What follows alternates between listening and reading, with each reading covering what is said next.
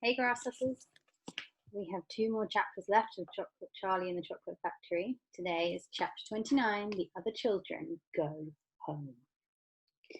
We must go down and take a look at our little friends before we do anything else, said Mr. Wonka.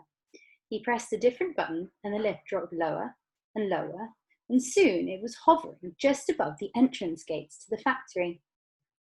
Looking down now, Charlie could see the other children and their parents standing in a little group just inside the gates.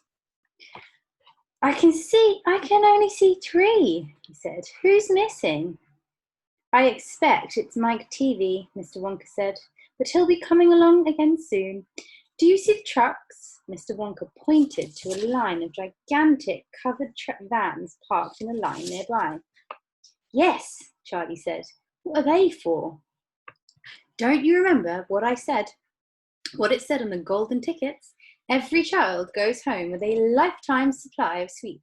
There's 1 truckload for each of them uploaded to the brim. Aha! Mr. Wonka went on. There goes our friend Augustus Gloop. Do you see him? He's getting into the first truck with his mother and his father. You mean he's really all right? Asked Charlie, astonished. Even after going up that awful pipe?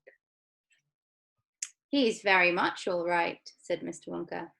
He's changed, said Grandpa Joe, peering out through the glass of the elevator. He used to be fat. Now he's as thin as straw. Of course he's changed, said Mr. Wonka, laughing. He got squeezed into the pipe, don't you remember? Ah, look, there goes Miss Violet Beauregard, a great gum chewer. It seems as though they managed to dejuice her after all. I'm so glad. And how healthy she looks, much better than before. But she's purple in the face, cried Grandpa Joe. So she is, said Mr. Wonka. Oh, well, there's nothing we can do about all that. Good gracious, cried Charlie.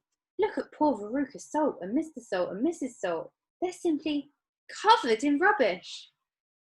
And here comes Mike Teavee, said Grandpa Joe. Good heavens, what have they done to him? He's about 10 feet tall and thin as wire. They've overstretched him on the gum stretching machine, said Mr. Wonka. How very careless. But how dreadful for him, cried Charlie. Nonsense, said Mr. Wonka. He's very lucky. Every basketball team in the country will be trying to get him. But now, he added, it is time we left these 4 silly children. I have something very important to talk to you about, my dear Charlie. Mr. Wonka pressed another button and the lift swung upwards into the sky. Look, this is a picture of them all. Can you see them? I think that's Mike Teavee. Veruca Salt and her family covered in rubbish. Violet Beauregard, all purple. And there we go at the beginning. He's looking a little bit smaller than he did before, didn't he? Okay. And that is the end of the chapter. So tomorrow, you 2, we have the last chapter. But you won't get it tomorrow because tomorrow is project day. So on Thursday, you have the last chapter. We will find out what is in store for Charlie Bucket. See you tomorrow.